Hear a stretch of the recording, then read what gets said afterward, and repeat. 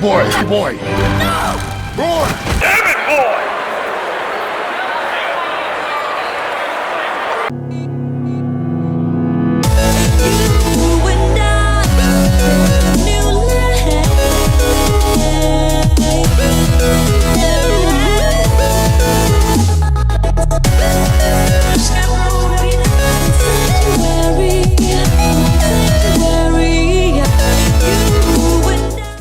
Hey guys, DarkStone commentary here, and sorry I had to get that meme out of my system. But welcome to another episode of DarkStone Reviews.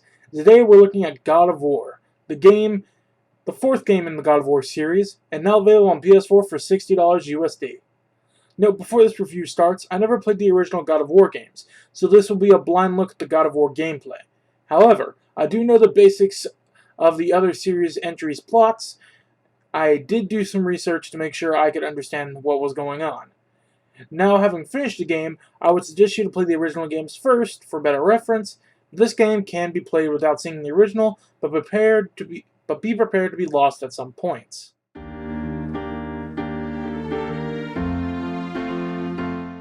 Many years after the events of God of War 3, Kratos has seen the error of his ways and decided to leave his destroyed land behind and begin a new life in the world of Nordic mythology. He travels from Sparta to Midgard on his quest. He meets a woman named Faye and has a son named Atreus, because apparently Kratos can't keep his godly dick in his pants. After a while, Faye passes away, and she wants her ashes to be spread from the highest mountain in all of the 9 realms.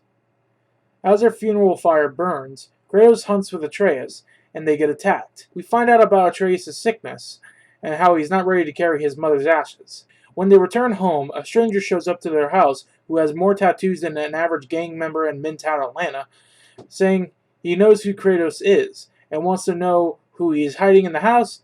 And after fighting a huge battle against an enemy who cannot feel pain and cannot die, Kratos realizes the world won't wait for his son to be ready, so he tells Atreus to prove him wrong and to begin their adventure to the top of the mountain. On their travels, they meet many others: the dwarf brothers, Freya, the Witch of the Woods, Mimir, who becomes your bodiless companion and gives you advice and information.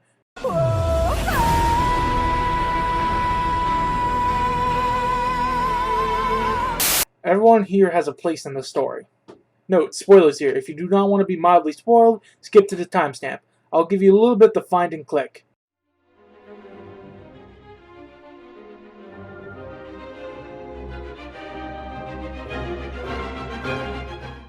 As the story goes on, you will travel to many different realms for different reasons.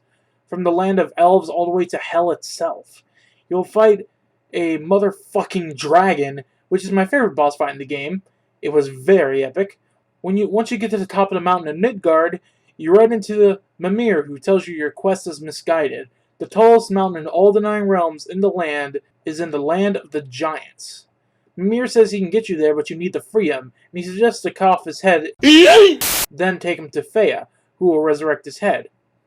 I'm getting Lollipop Chainsaw vibes from this. But we learn more about her character, and the reason she can't leave Midgard is because Odin cursed his former wife, her. Kratos, while trying to get away to the land of giants, ends up killing a Norse god, a son of Odin, with his brother running off, swearing vengeance. After the fight, Atreus' sickness returns, causing him to have problems keeping up.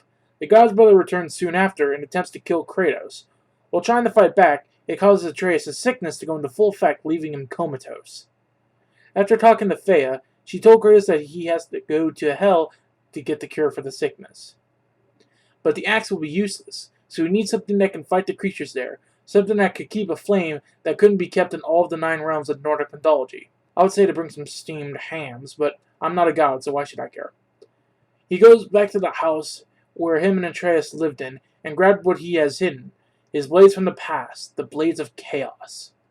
He realizes that his past is his to bear, but he will not let it be who he's going to be.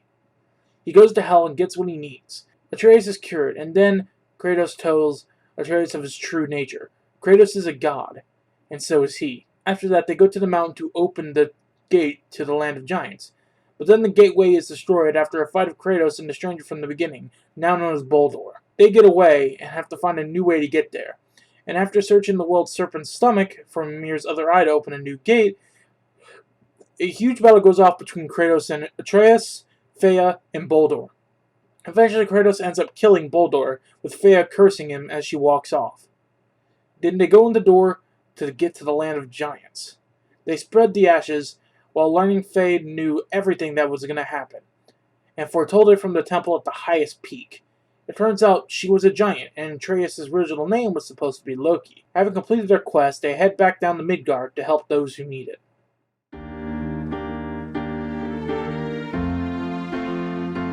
This game has a rich assortment of characters from Norse mythology, either referenced or seen, as well as hidden writings and special story pillars hidden in the world. Kratos in this game is very much older and very much more controlled. He seems like he really cares for Atreus, yet he doesn't know how to show it. Atreus is the son of Kratos and Faye. He is still young. His age is not specified, but I would say he's around 10 to 12, somewhere around that age. He's not fully mature and is still learning. You are not ready. I know, Dad! But you see how his character develops, and it really makes you feel for him. Atreus is a constant help while in the game, but I love the banter he has with Mimir and Kratos in the boat. Faye is the Witch of the Woods, and an amazing character. You meet her when Atreus and Kratos hunt a boar that turns out to be your friend. Kratos and Atreus help heal the boar and become friends. She helps you several times on your journey, and is always a good character to run into. Eventually you run into Mimir, who becomes a talking head that comes with you everywhere. He gives great banter and is a very interesting character. I often found myself just going in circles on the boat to hear him tell stories about the gods in the past. I was honestly glad he joined our party, and he is one of my favorite characters. He's just so fucking funny. Then there's the two dwarven blacksmiths, Sindri and Brock. I saw a lot of me and my brother in these two. Me more like Sindri and Shane more like Brock. I really related to them, and it brings me to my next point. Relation. When I first walked into this, I wasn't expecting to connect with any of the characters that much. Because again, I didn't play the previous games, so I was untrusting when it came to connecting with the characters, because most of the other God of War games, Kratos killed the other character. I don't know how, however, when I started relating to Kratos. I saw that he really cared for Atreus and wanted to protect him no matter what. I see myself in that. As well, most of you may know from my Redemption music video, I used to have a very bad anger problem when I was little, until I entered the 7th grade. Now I see my anger as something I don't want to release, because I see it as a weapon. It's something I know if I lose control of it, I could kill or heavily damage others, even those I care about. So I personally learned to control it, only using it in the most dire of situations. I started relating to Kratos, and I didn't think I would. Each of the characters has a real personality. This game doesn't have a ton of characters, but each character it does have, it'll show you a hell of a lot of their character. Also, I swear if they didn't base Kratos' beard off the completionist, I would be surprised.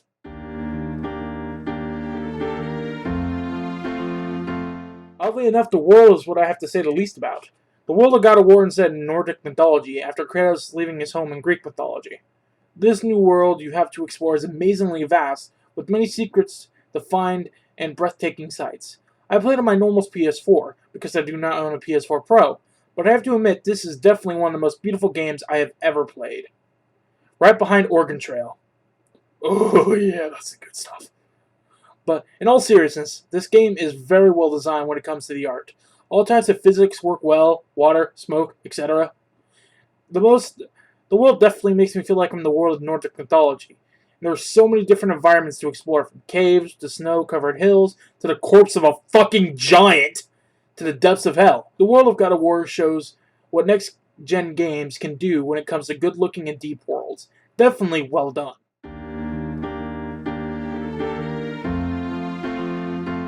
The combat in God of War is a lot different than I thought it would be. From seeing the gameplay of the original games, I thought it would be a pure hack-and-slash non-stop action and mindless swinging. For one, as you can tell, it has a more close-up camera, sort of reminding me of a bit of Uncharted. The only time the game is not in third person is when cutscenes happen, from what I could tell. For the first part of the game, you fight with the Leviathan axe, which Kratos was gifted to by Faye. He can throw it, swing it, or use runes, which are magic attacks that the axe can use. It is a good weapon to use, but you end up fighting ice enemies. The axe is pretty much useless. So you have to use your hand-to-hand combat. You fight with your bare fist and your shield. Halfway through the game, Kratos gets his Blades of Chaos back, which he used in the first 3 games. The Blades of Chaos damage normally for most enemies, and I mostly use them for crowd control. because you can pretty much mash R1 and spin in circles and take out most of the lower level enemies. You see the numbers above the enemies with their health bars? Those are the number of times Kratos has to spank them before they cry home to their mother Draga. I mean, those are the levels of how strong they are compared to Kratos at the time. It's very rare, but you can run into level 7 enemies when you're only level 3. It can be really hard to fight, so just be careful where you stick your hands. Also, you see that bar by your health bar? That is your rage meter. When it fills up, you can go to Spartan Rage mode, which goes into full hand-to-hand combat, but it does increase damage, is slightly fat, and is also slightly faster. It also gives you a small burst of health. I honestly mostly used it when I had low health or when I was in the corner. It was very good for emergencies, but I would save it for that. When you're in battle, Atreus is helping you by shooting enemies with his bow and arrow. You can have special arrow types depending on how far you are in the story. You can have light arrows or lightning arrows. Each will have certain uses when it comes to exploring the area you're in and what damage they can do. Also, go back to get some stuff you missed when you had a chance. It can help a lot. Atreus also gets special attacks depending what you put on him. His arrows can summon wolves, boars, falcons, and a couple more, but just equip what's best for your playstyle. I mostly kept falcons on because I thought it was the best. Be careful, however. About halfway through the game, Atreus will stop listening to you for a little while and attack enemies out of nowhere thinking he's invincible. He kinda is because of gameplay, but my point still stands. He basically acts like a little shit. Prepare for that. But he comes back soon after. In combat, since you can't see it behind you, you have two options. Listen for Atreus or eventually Mimir to tell you where they're coming from, or dodge, or do a quick turn to face the enemies behind you. However, cannot do the quick turn because it makes my vertigo feel like I'm spinning upside down, so I prefer to dodge. Sentry would kill me. With combat, though, you can gain new abilities by gaining XP and using them to upgrade your skill tree. You have skill trees for Shield, Rage, Axe, Chaos Blades, and Atreus' combat. They can be upgrades to your combat, giving you more moves and other things. By the end of the game, I fully upgraded everything because I had an abundance of XP, so don't be afraid to upgrade something. You can most likely upgrade everything you have.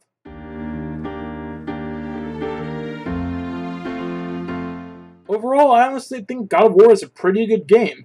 Don't get me wrong, I like playing it, but I did have my fair share of problems with it. I ran into a couple of glitches through my playthrough. One even broke my save file and I had to start over.